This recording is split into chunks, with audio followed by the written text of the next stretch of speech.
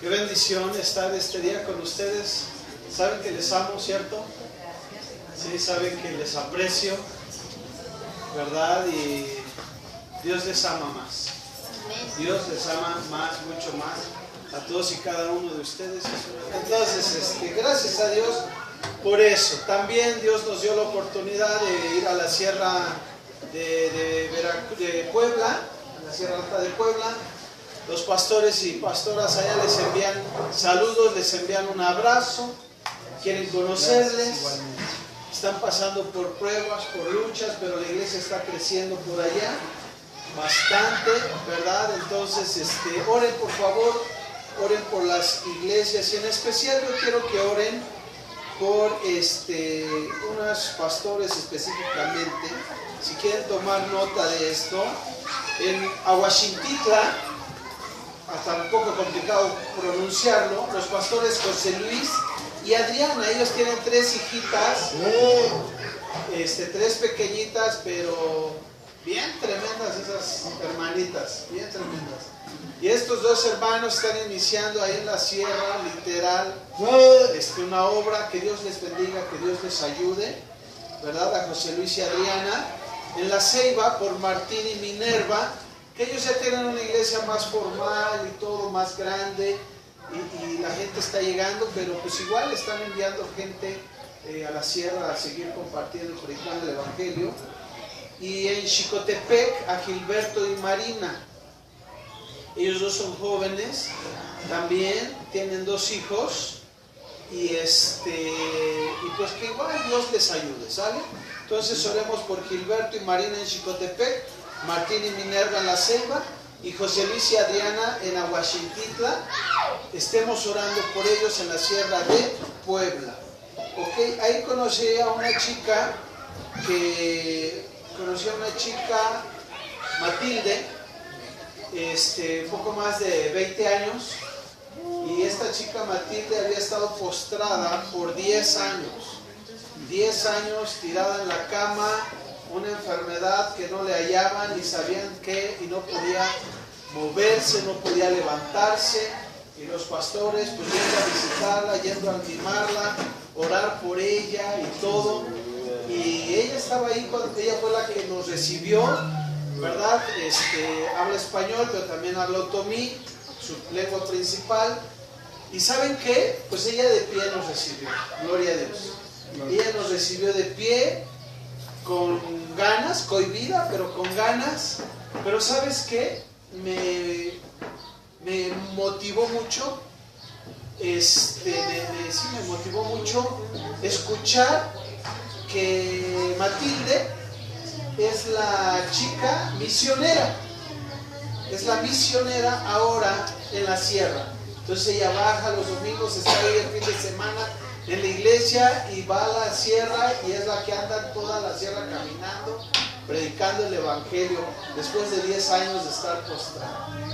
Así es que dale gracias a Dios, dale gloria a Dios por eso, porque Dios es fiel, porque hay quien no camina y quisiera caminar para servirle al Señor. Ojalá que nosotros que caminamos, ojalá que también dispongamos nuestro corazón para servir y adorar a nuestro Dios compartiendo tan buenas noticias, ¿no es cierto? Sí. Así es que entonces, si quieren orar por Matilde, que también es pues ahí la misionera, ¿no? Matilde la misionera, algún día la invitaremos, ¿no? Me enseñó algo, Dios te bendiga, en otomí, pero francamente no te acuerdo. ¿Quién sabe cómo se dice? Ya tendremos que venir y ya tomar un curso serio de eso, ¿no? Abre tu Biblia en Tito. 1 de Timoteo, 2 de Timoteo, Nuevo Testamento, casi al final, ¿verdad? Del Nuevo Testamento, Timoteo, Tito, ¿sí? Pasas Tesalonicenses 1 y 2, Timoteo 1 y 2, llegas a Tito, ¿verdad? De hecho está antes de Filemón. ¿Sabías que en la Biblia hay un libro escrito por Filemón? ¿O ni habías oído ese nombre? Filemón, que de hecho solo tiene 25 versículos, Filemón. Y luego viene Hebreos, ¿verdad? Entonces, son de esos libros que nunca encuentras porque nada tiene una página, ¿no? La Biblia. Estás busque, busque, busque. Ese es Filemón. Pero vamos a ver Tito. Ahora, miren. Tito, la carta de Tito es una carta de Pablo dirigida a Tito, ¿verdad? Y vamos a leer diversas partes de todo Tito, ¿ok? Pablo, en el capítulo 1, versículo 1 al 4, dice que Pablo es siervo de Dios y apóstol de Jesucristo conforme a la fe de los escogidos de Dios y el conocimiento de la verdad que es según la piedad, ¿verdad? Sigue hablando y vámonos al versículo 4, a Tito, verdadero hijo en la común fe, verdadero hijo en la común fe. Ahora, ustedes han escuchado el término padre espiritual, ¿verdad? O hijo espiritual. Son los que tú evangelizas y discipulas, ¿ok? Evangelizas y discipulas, ¿verdad? Porque tenemos muchos que evangelizamos, pero no sabemos si siguen en el camino o no. Pero cuando tú discipulas a alguien y sale adelante, este vendría siendo como tu hijo espiritual, ¿ok? Pablo lo menciona aquí como un verdadero hijo en la común fe, en la gracia y misericordia y paz de Dios Padre, el Señor de nuestro Señor Jesucristo. Versículo 5. Por esta causa te dejé en Creta para que corrigieses lo deficiente. En Creta había unas iglesias y en esas iglesias había deficiencias. ¿Qué es una deficiencia? ¿Qué sería una iglesia con deficiencias? ¿Cómo sería una iglesia con deficiencias? ¿Perdón? Algo le falta. ¿No qué? No perfecta. No problemas, ¿no? Había algunos detalles ahí, algunas cuestiones, y dice que por esa razón el apóstol Pablo deja a Tito. Ahora, esta carta es una carta dirigida a Tito, que él va a tener una encomienda para poner ancianos en la iglesia, para poner orden en la iglesia. Aquí no tenemos desorden, bueno, no tanto, ¿verdad? Tenemos problemas, sí, pero no vamos a instalar ancianos, no vamos a poner apóstoles ni nada de eso, ¿verdad? No vamos a hacer eso el día de hoy. Pero es una carta muy importante porque hay muchas cosas que el apóstol Pablo le dice a Tito que debe de implementar o de ver, de buscar en estos personajes que van a estar al frente de la iglesia. Y yo quiero tomar esta carta porque yo siempre les he dicho que ustedes son no solo hijos e hijas de Dios, sino que también son servidores de Cristo, ¿ok? Ustedes son siervos de Jesucristo, deben servir al Señor y sirven al Señor en esta iglesia y fuera de ella, ¿ok? Entonces, aunque no tienen un título, todos ustedes son siervos del Señor, ¿ok? Y entonces necesitamos como iglesia entender que también nosotros tenemos que tener algunas o todas estas características de las que nos habla aquí en Tito. El día de hoy estamos celebrando a nuestro Padre Celestial que nos ama con todo el amor. Dios, nuestro Señor, nos ama tanto que envió a su Hijo Jesucristo a morir por ti y por mí en la cruz. Y hoy, en México, celebramos a los padres, ¿verdad? Algunos no tenemos, otros sí tienen, ¿verdad? Algunos decimos, es que mi mamá es mi papá y mi mamá, ¿verdad? ¿Cómo se llama? Pero todos también celebramos a nuestro Padre Celestial. Pero aquí tenemos mujeres que también están sirviendo rudamente con la familia, ¿no es cierto? Así es que este mensaje es para el papá, para la mamá que es papá y mamá, para la abuelita, el abuelito, para todos ustedes, incluso si tú no tienes hijos, también para ti. Si todavía no eres padre, este mensaje es para ti. Dice aquí, en el verso 5, que Pablo lo dejó para que corrigiese lo deficiente y estableciera ancianos en cada ciudad, no solo en la iglesia de Creta, ¿verdad? Así como yo te mandé. Ahora, es interesante la autoridad de Pablo, ¿verdad? Porque le dice, a ver, yo te mandé para Creta para que hagas algo específico y hazlo como te estoy diciendo. Es importante la autoridad que Pablo está teniendo ahí, esa autoridad apostólica, ¿no es cierto? Sin embargo, hoy en día, a veces los papás decimos una cosa, los hijos hacen otra, ¿verdad? En algunas iglesias el pastor dice una cosa y los demás hacen otra cosa. Aquí no es nuestro caso. No tan seguido. El que fuere irreprensible, fíjense bien, empezamos con el versículo 6. El que fuere irreprensible, aquí empieza, dice, como yo te mandé.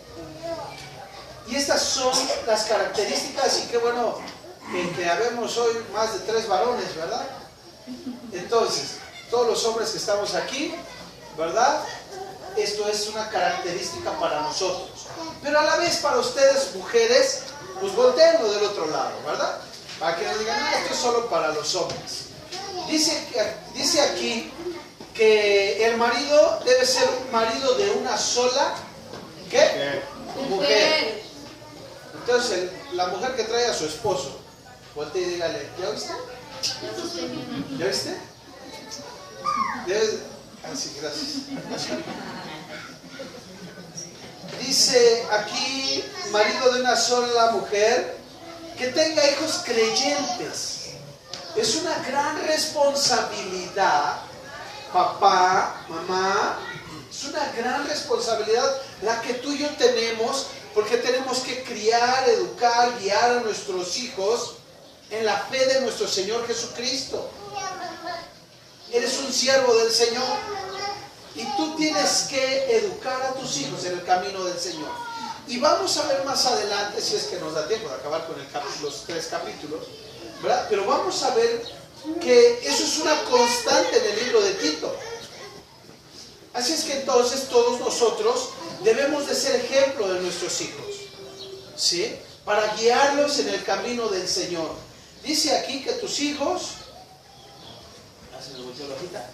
dice que tengan hijos creyentes, ¿verdad? Que no estén en rebeldía. Yo sé que algunos de nosotros podemos decir, híjole, es que este hijo es bien tremendo, ¿verdad? En la Biblia, a ese hijo bien tremendo, en la Biblia, en el Antiguo Testamento le llamaban rebelde, ¿verdad? Y hay que trabajar con ellos, amados hermanos. Hay que orar con esos hijos, hay que orar por esos hijos, ¿verdad?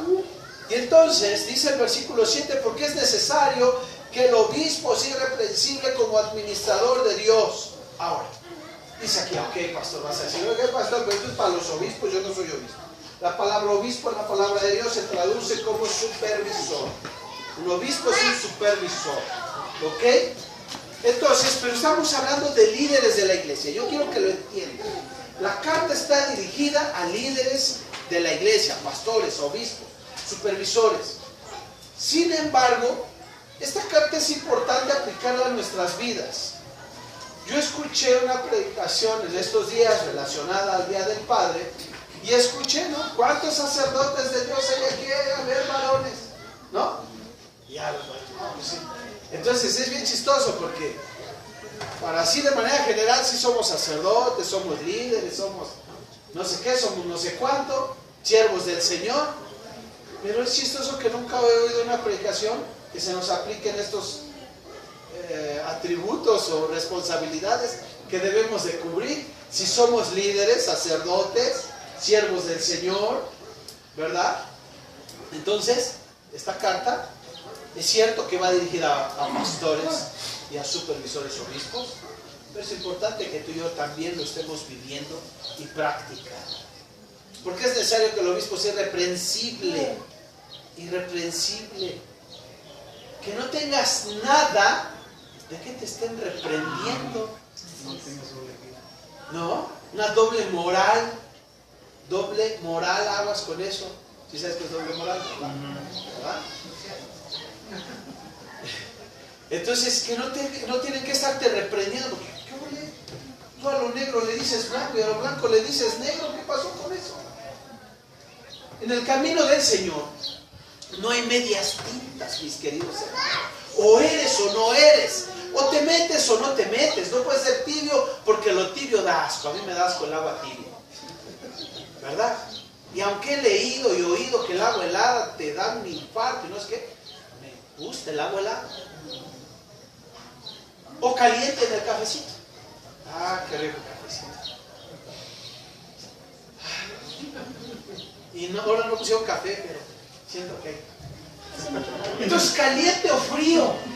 Pero el agua tibia, cuando te dicen toma la tibia, y, cuando tienes anginas y te dicen es que toma la tibia, quítala lo frío, no te pasa. Y dice la palabra de Dios que cuando eres tibio, el Señor te vomita de su boca. Entonces tienes que ser irreprensible, que no te esté reprendiendo, que dices una cosa y actúas otra, y vives de una manera y vives de otra manera. No iracundo, querido hermano, hermana. ¿Qué es iracundo, Romeo? Que explote así rápido. El que se irrita rápido. Explosivo, ¿no? Iracundo. ¡Ay, cállate! Iracundo. No debes de ser así, amada hermana, amado hermano. No debes de ser así. Les doy chance que me digan, pastor, no debes de ser así. Porque siempre para allá, ¿verdad? Siempre. No ser iracundo, no dado al vino. Algunos dirán, pero pastor, no dado al vino, no pendenciero, no codicioso de ganancias deshonestas. Pero ¿cómo sí debes de ser, hermana, hermano? ¿Cómo sí debes ser alguien que debe de criar a sus hijos? Tú que eres líder en tu casa, tú que eres padre o madre, o que funges de las dos maneras, ¿cómo sí debes de ser? Debes de ser hospedador. ¿Eres hospedador? O cuando llega alguien a tu casa, ay, hermano, a mí me ha tocado llegar a algunas casas donde abren la puerta, hermano, pero ya no la abren. Se quedan así como han visto cuando llegan los cobradores, así que se quedan, sí, dígame. Como cuando llega un testigo de Jehová, ¿verdad? Hermana, y hasta allá voy a dar el paso. Y sí, pastor. Ah, gracias. Me ha tocado, yo sé que ustedes no, porque ustedes los quieren, los aprecian y los reciben como si nada. A mí me ha tocado.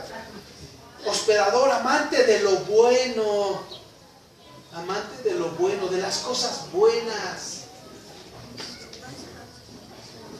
No que a las cosas malas le digas que son buenas y ames esas cosas. Sobrio, justo. Y viene una palabra ahí que técnicamente amarraría todas. Santo. Pero santo significa también apartado para Dios. Es que voltea con tu hermana y dile, sé santo. Sé santo.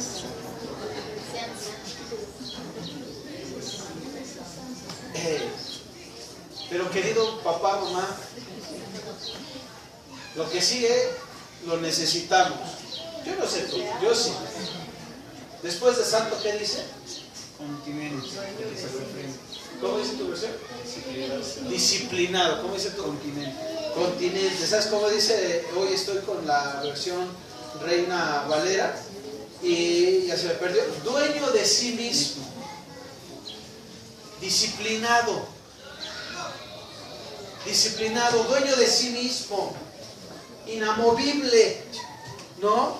Dueño de sí mismo, que no, hoy le va a las Chivas y mañana al Pumas, ¿no? Que, no sé, que está variante, que está cambiando con las modas y modismos. Que es fiel seguidor de Jesucristo, dueño de sí mismo, que no cambie, que busca la dirección de Dios, disciplinado, que lo ven sus hijos orando, leyendo la Biblia, estudiando, que sus hijos lo ven porque empieza hablando que debes de tener hijos en el Señor, ¿no? Que sus hijos no oyen que el papá y la mamá dicen, hoy nos vamos, ¿no? Tengo flojera de ir a la iglesia. Oye, si nos tomamos el día, Al fin que ya lo que va a predicar el pastor ya me la sé. Es Día del Padre, siempre digo lo mismo. Hoy no. Tus hijos están jugando el Xbox, el Nintendo, el celular, las canicas, es que juega canicas, porque ya nadie juega canicas hoy en día, pero están en cualquier otra cosa, pero sus orejas tienen una capacidad increíble. Y ellos están oyendo, ellos te están observando, ellos están mirando tu corazón. Y ellos están diciendo, qué padre, no vamos, ya lo hicimos. Que tú seas el primero en decir, hijos, vamos, porque a la casa del Señor iremos. Yo me alegré con los que decían, a la casa del Señor iremos. Y tus hijos, ay papá, no, otra vez. Vamos, hijo, mira, Dios está ahí, vas a ver a tus hermanos. Que te vean con ese gozo, con esa alegría. Y que no seas tú el que pongas en ellos en la mentalidad, ay, hay que leer la Biblia. Que no te escuchen decir, híjole, tengo que leer la Biblia. Como si fuera una carga pesada. Incluso no te atrevas a castigarlos, ¿no? Con la Biblia, ¿no? O sea, en el sentido de, no hacen algo y estás pensando, ¿qué castigo le pongo? Ah, léete Romanos 8. Léete el Salmo 91. ¿Por qué? Porque ellos van a asociar la Biblia con un castigo. Y entonces para ellos la Biblia va a ser un castigo eterno, en vez de una bendición y liberación eterna. Eso les formaría un resentimiento, ¿no? Sí, claro. Ellos van a asociar eso con el castigo. ¿Quieres leer la Biblia? No, porque a mí me castigaban con eso. Gracias. Cuando tengan 18 años. No, gracias. No agarres a bibliazos a tus hijos. Vive. Fíjate bien, en ese primer capítulo empieza a hablar de cómo debemos de ser retenedor. Observa, versículo 9. Retenedor de la palabra fiel tal como ha sido enseñada, para que también pueda hacer ¿qué? Exhortar con sana enseñanza. Y ve lo que sigue. Convencer a los que ¿qué? ¿Ya? La clave, subrayen el versículo 9. Marquen el versículo 9, porque la clave aquí, porque somos expertos de aplicarle la Biblia a Juana y a Chana, ¿verdad? Los versículos que te sabes, pum, agarrar a bibliazos a todos los hermanos, a tu familia, a todo el mundo. Eres experto en eso. Ahora me encanta la gente cuando quiere decirte algo que no está de acuerdo con lo que tú haces o dices. Digo, porque me toca administrar algunas iglesias, y cuando no están de acuerdo los líderes, los pastores o los mismos hermanos, me encanta que me ponen versículos bíblicos. ¿Cómo dice por ahí? Escúchalo tú, mija. Entiéndelo tú, mi nuera, ¿no? O sea, me lo ponen y así como, a ver, este es mensaje subliminal, ¿o qué onda? ¿Verdad? Ya cuando leo, digo, ¿qué onda? Díganmelo de frente, pues, ¿no? No hagas eso con tus hermanos. Ve el versículo 9. Chécalo nuevamente. Debes de retener la palabra fiel tal como se te enseña. Debes de estudiar la Biblia. Debes de leer la Biblia y retenerla, para que también tú puedas exhortar con sana enseñanza. Porque si no, de lo contrario vas a estar enseñando barbaridades. Vas a estar agarrando a la gente a bibliazos nada más porque sí. Allá en la sierra le hablaba, en la mesa, en la comida, platicaba yo con unos pastores y les decía cómo sufrimos mi esposa y yo por 13 años que no pudimos tener hijos, y la presión social que teníamos al no tener hijos. Pero yo les decía, ¿sabes, hermano? La presión más fuerte la vivimos dentro de la iglesia. Dentro de la iglesia. En vez de que la iglesia fuera un oasis, un refugio para nosotros, en la iglesia y a donde íbamos, la mayoría de gente siempre sacaba versículos como de falta de fe, de pecado. No, pues es que ¿qué pecado andas, hermana? Le decían a mi esposa. ¿No? O sea, para soltar esos versículos somos excelentes.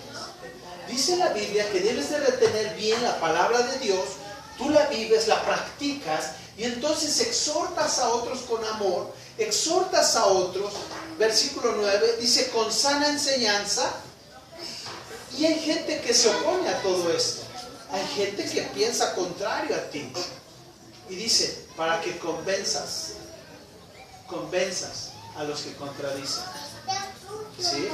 Para que convenzas. Pero ¿cuál es la clave de esto? Estudiar la palabra.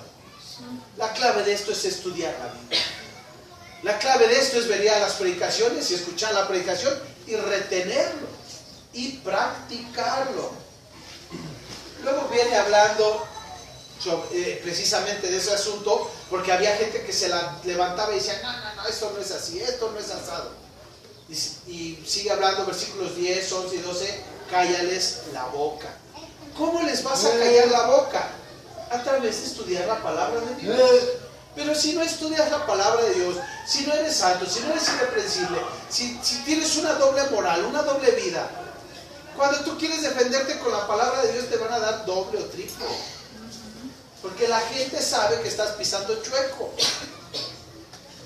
Y entonces la gente, tú sacas la Biblia y te vas a encontrar con otro que sabe más que tú de Biblia y te va a dar más y duro porque estás pisando en arena movediza. Porque, ¿y quiénes son los que más nos pegan duro en esto? La familia. Porque es la que vive con nosotros diario. ¿Verdad? A ti te ve tu papá, tu mamá, o tú ves a tu papá, a tu mamá, cómo funcionan, cómo se desempeñan, ¿verdad? Y cuando te regañan, te sacan un versículo de la Biblia y dices, no, ¿cómo me dices eso? Si tu vida, y ya si tu hijo ya crece, pues hasta te va a decir, ¿qué ole, papá? Pues, ¿no has visto cómo andas? Qué rudo sería eso. Ahora, yo diría que ya no necesitamos esperar a que nuestros hijos crezcan, ¿sí? Porque luego mis hijos, Augusto, con 8 años, ya casi, ¿verdad? Oye, papá, ¿no dijiste que esto? Oye, papá, te pasaste el rojo. Sí, hijo, perdón. Están atentos de lo que estás haciendo, mirando lo que estás hablando, Nosotros estamos para cuidar, para guiar, amar a nuestros hijos. Vamos al capítulo 2, versículo 1. Pero tú habla lo que está de acuerdo con ¿qué? Con la sana doctrina, ¿verdad? Y empieza a decir cómo debes hacerlo. Que los ancianos sean sobrios, serios, prudentes, sanos en la fe, en el amor, en la paciencia. Está hablando de la gente mayor, de la tercera edad. Ahí no daban tarjetas de la tercera edad, pero ya contaban. Las ancianas asimismo sean reverentes en su porte, no calumniadoras, no esclavas del vino, maestras del bien. Y saben, la tarea de las personas de la tercera edad es enseñar a los que vamos detrás, a los más jóvenes. ¿Sí? Esa es la tarea. Pero ve versículo 7. Versículo 7. Versículo 6. ¿Alguien lo quiere leer? Exhorta asimismo a los jóvenes a que sean prudentes. Ok. Venimos en la línea, ¿no? Cómo debemos de ser, cómo debemos actuar. Y dice, exhorta a los jóvenes a que sean prudentes. ¿Sí? ¿Cómo? ¿Cómo exhorto a los niños a los jóvenes a que sean prudentes? Versículo 7. ¿Cómo dice? Liz, por favor. Presentándote tú en todo como ejemplo de buenas obras. En la enseñanza mostrando integridad, seriedad. Ajá, gracias. Y bueno, versículo 8 también, palabra sana y irreprochable, de modo que el adversario se avergüence y no tenga nada malo que decir de vosotros. Ahora, ¿cómo debes de reprender, de exhortar a los jóvenes? Así, hermano. Eso es autoridad, hermano. Eso es autoridad en tu casa.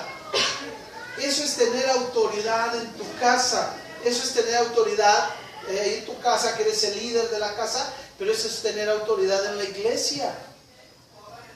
¿Cómo los exhortas entonces a los jóvenes? Presentándote tú como ejemplo. Quiero preguntarte cómo ha sido en los últimos meses, cómo ha sido tu vida en los últimos años. ¿Irreprensible? ¿Cómo ha sido? ¿Puedes exhortar a algún joven? ¿Puedes acercarte y decirle, hermano, así y así y así? Porque tú eres un ejemplo, y dice aquí, ejemplo de buenas obras. Buenas obras. El versículo 9 y 10 no les va a gustar mucho a algunos porque dice que no le grites a tu jefe, ¿verdad? Y a veces como que ya, ¿verdad? Pero eso dice, mis queridos hermanos, dice que nosotros nos sujetemos a nuestros jefes.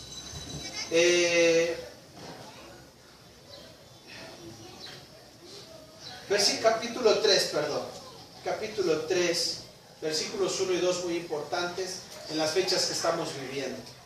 Recuérdales que se sujeten a los gobernantes y autoridades, que obedezcan, que estén dispuestos a toda buena obra. Observa, debes de estar dispuesto a toda buena obra, no a todo lo que te parezca, todo lo que te guste, solo a las cosas buenas, a las buenas obras. Entonces oremos por nuestros gobernantes. No me gusta cómo está administrando la actual administración, no me gusta, pero hay que orar por ellos. Vamos a salir ya pronto a votar, ejercer nuestro derecho constitucional, cada uno con libertad, ¿verdad? Y aquí ha de haber de tutti frutti en la iglesia y en todas las iglesias. Espero no pase como en algunas de Iztapalapa, que tremendos de Iztapaluca, pero que se han incrustado los partidos, pero grueso, pero el problema no son los partidos políticos, el problema es que esto que estamos estudiando no está aplicándose en la vida de los pastores y líderes que les han ofrecido dinero para motivar a la iglesia a un voto específico y que se prestan a ese tipo de cosas. Es increíble a estas alturas del partido, ¿verdad? Es increíble, sin embargo eso ocurre. Eso ocurre. A Dios gracias, aquí tienes libertad, vas, lo haces, lo hacemos, ¿verdad? Dios pone reyes, quita reyes, y nosotros debemos de orar por ellos y por nuestro México lindo y querido, ¿no es cierto? Que Dios nos ayude, que traiga paz, que se acabe la violencia que hay tan terrible en México. Y viene más adelante, dice que no estemos difamando a la gente, que no seamos pendencieros, sino amables, que nos mostremos con mansedumbre. ¿Y sabes por qué, querido hermano? Que no seas altanero, que no seas altanera. ¿Sabes por qué? Porque sigue hablando más abajito, diciendo que tú y yo en otro tiempo éramos como ellos. O sea, tú y yo debemos de tener misericordia de la gente que no es hija de Dios, que no es creyente. Debemos de tener paciencia y amor. Paciencia y amor por los que no creen. Porque acuérdate que antes tú no creías y eras como esa persona que quieres que llegue a los pies de Jesucristo. Versículo 5, Él nos salvó no por obras de justicia que nosotros hubiéramos hecho, sino por su misericordia, por el lavamiento de la regeneración y por la renovación en el poder del Espíritu Santo.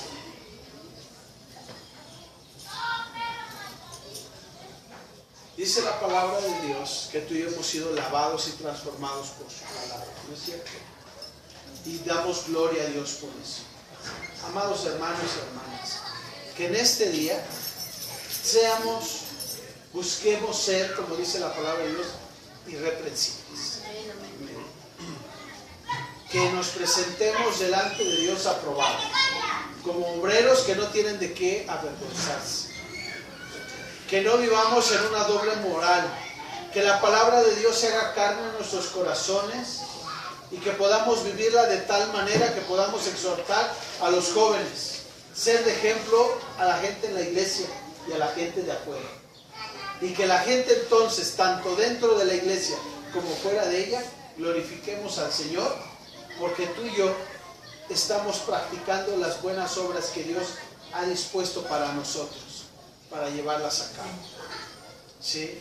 Que Dios nos dé sabiduría, que Dios nos dé fortaleza, entereza de carácter, como lo veíamos ahí hace un rato, dueños de sí mismos,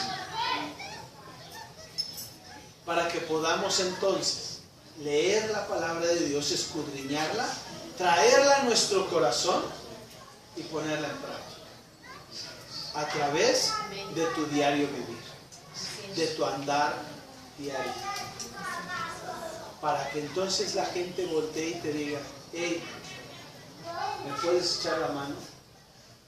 Yo quiero ser como tú. Oye, hay algo en ti que yo quiero tener.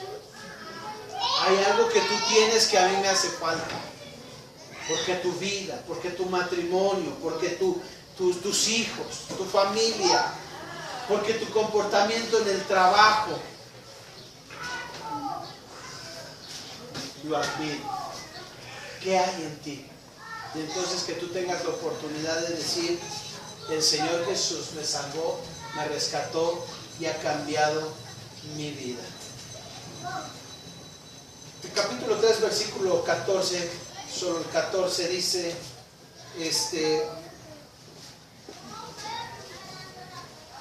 14 ya, 3:14.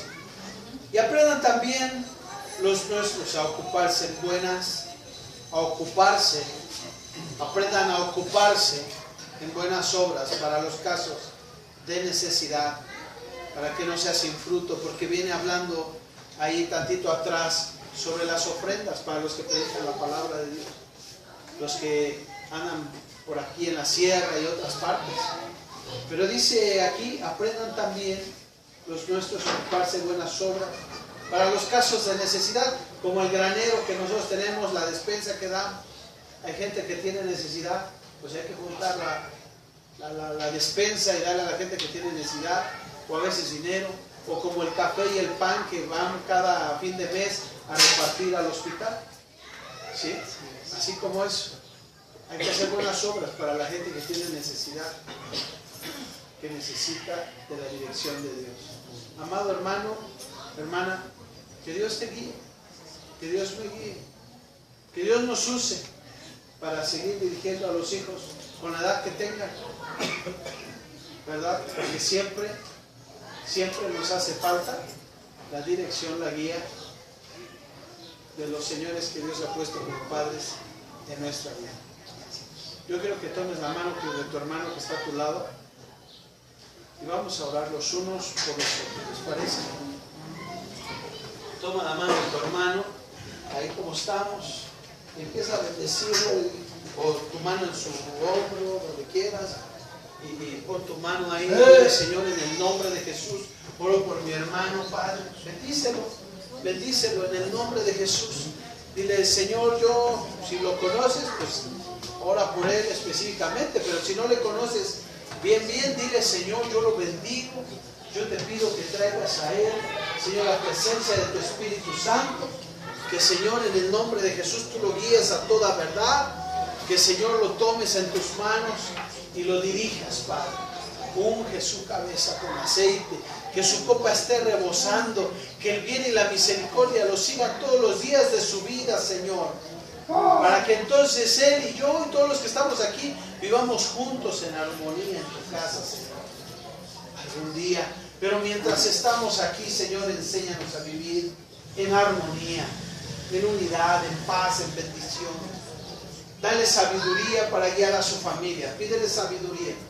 Pídele sabiduría y dile: Señor, dale sabiduría para guiar a su familia. Señor, por favor, dale palabras, dale entereza de carácter, Señor. Dios, en el nombre de Jesús, dale salud, dale bendición, Padre, también económica. Por favor, Padre, bendice su vida, Señor. En el nombre de Jesús, te pido bendición y sobre todo, Padre, ese shalom, esa paz entera, esa paz completa que solamente tú sabes dar. Padre, los bendecimos en el nombre de Cristo Jesús y te damos muchísimas gracias por todo lo que haces en nuestra vida. En el nombre de Cristo Jesús, te damos gracias.